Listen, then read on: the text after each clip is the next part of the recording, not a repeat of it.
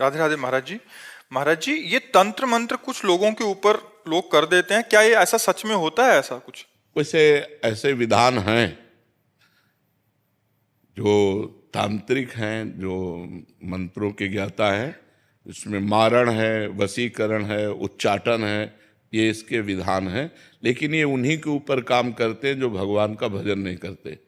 जो भगवान का भजन करते हैं उनके ऊपर काम नहीं करते। अगर आप राधा राधा जपते हो, कृष्ण कृष्ण जपते हो, तो भगवान तुम्हारी रक्षा करेंगे। कोई भी तंत्र मंत्र तुम्हारे ऊपर काम नहीं करेगा। एक तांत्रिक था, तो वो शालिग्राम भगवान को चुटकियों से नचाता था ऐसे, और भक्त का नाटक करता था। तो भक्त लोग बड़े, जो देखने वाले, यार भगवान इसके बस में है, जैसा चाहता वैसा नचाता है। तो एक भजनानंदी संत थे, उनके पास कई लोग भजन करते, तो उन्होंने आकर बताया कि वो ऐसा बोले, भक्त कभी ऐसा कर ही नहीं सकता। भक्त भगवान को प्रदर्शन थोड़ी करेगा, वो तो आराधना की वस्तु है। तो फिर उन्होंने कहा, महाराज ये तो बड़ा गलत हो रहा है, समाज भ्रमित हो रहा है। तो बोले आपको चलना चाहिए।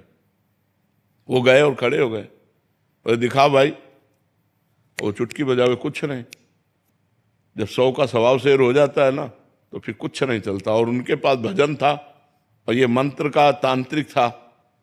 तो इसने जब देखा कि यही बाबा जी आए और इसी कारण हुआ, तो उनसे कहा चले जाओ। तो उनका ये नाटक बंद कर, भोले भाले लोगों को तू ऐसे तंत्र के द्वारा लुभायमान करता है और पैसे इकट्ठा करता है।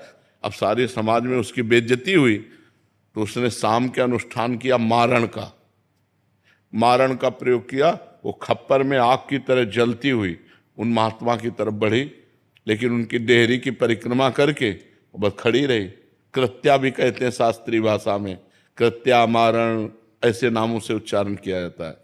तो उन महात्मा ने कहा, मैं कोई दोषी हूं क्या? सब में भगवान वास करते, तू भी भगवत स्वरूप है। उसी के द्वारा प्रकट की हुई कृत्या, उसी को जाकर पटक दिया, उल्टी खून की। और जब उन शिष्यों ने कहा, महाराज मर जाएगा, आप कृपा करके चलो, बस राम राम राम राम राम, खत्म कृत्या। सब अंतर ध्यान हो गए। तो उनका बेटा, अब समझ जा। तो कान पकड़ा, उस शिष्य बन गए महात्मा को, ईमानदारी से भजन करने लगे। तो तंत्र होता है, मंत्रों में ऐसी ताकत है कि मारण, वशीकरण, उच्चाटन ये सब हो सकता है। लेकिन ये उन्हीं के ऊपर होता है जो भगवान का नाम जप नहीं करते। अगर नाम जप कर रहे हो तो तुम्हारे ऊपर मारण, वशीकरण, उच्चाटन ये सब कुछ नहीं होगा। भगवान के नाम में अपार सामर्थ्य है। राक्षस लोग बड़े मायावी थे, लेकिन राम राम जपने वाले विभीषण के ऊपर कौन सी माया थी? हनुमान जी के ऊपर कौन सी माया उन्होंने डाल दी? कुछ नहीं कर पाए। सिया जी के ऊपर कौन सी माया डाल दी? जो भगवान में चित्त जोड़े हुए हैं उनके ऊपर माया का कोई प्रभाव नहीं पड़ता है। ये तंत्र मंत्र तो बहुत छोटी सी बात है। एक बड़ा तांत्रिक था, वो सन्यासियों को परेशान करता था। तो धर्म सम्राट करपात्री जी उनके पास गए और कहा, नारायण नारायण नारायण, और कहा जितनी तेरे में ताकत हो अब लगा तंत्र की। चरणों में गिर गया था। बोले आपके ऊपर हमारा तंत्र कोई काम नहीं करेगा। जहाँ नारायण नाम है, राम नाम है, कृष्ण नाम है, राधा नाम है, हरि नाम है, जहाँ पाप करने वाले लोग हैं उन्हीं के ऊपर उनका प्रभाव पड़ता है। ऐसा है कि तुम्हारे ऊपर अगर तंत्र कर दिया जाए तो तुम परेशान हो जाओगे। तुम्हारे ऊपर मारण लगा दिया जाए तो 10 दिन में मर जाओगे।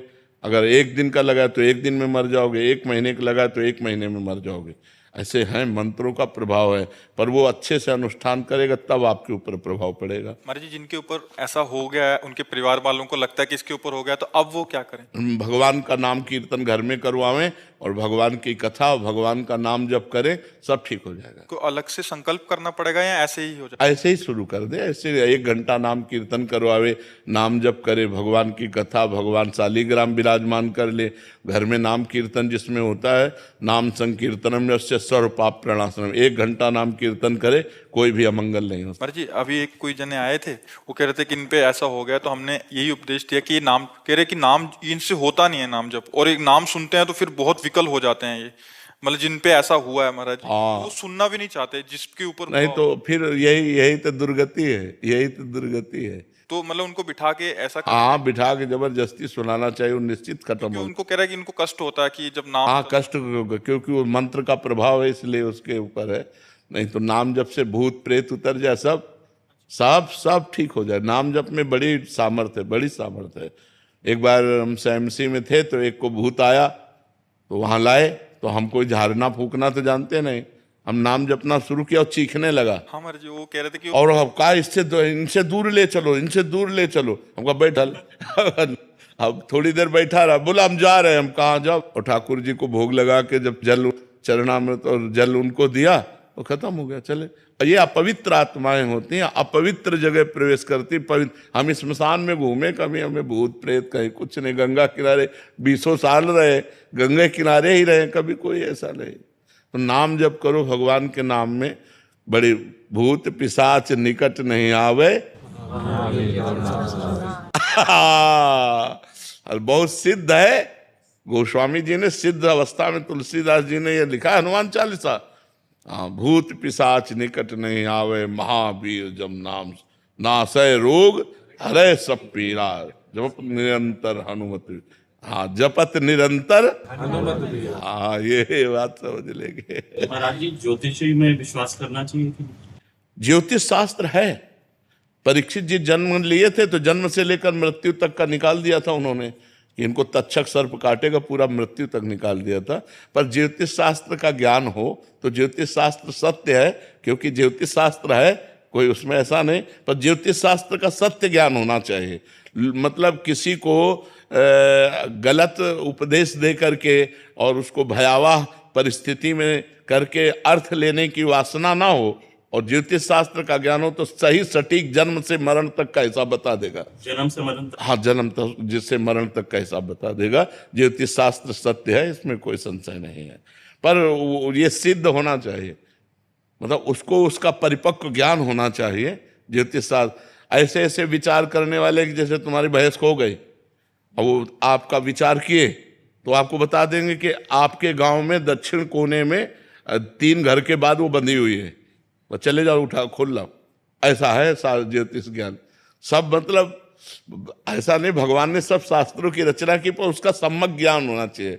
सम्यक ज्ञान होने से ही उसको जैसे हम किसी शास्त्र के अनुमानता, तुम्हारी जी सिद्धि, जैसे किसी के मन की बात पढ़ लेना, या हाँ, ये भी सिद्धियां हैं, ये भी सिद्धियां। ये स्वतः अंदर आ जाता। हाँ, अगर हम वो मंत्र सिद्ध किए हुए हैं तो आप जो ये, अच्छा आपका ये नाम है, आप अमुक जगह से आ रहे हैं, आप ये सोच कर आ रहे हैं, तो आपके होश उड़ जाएंगे।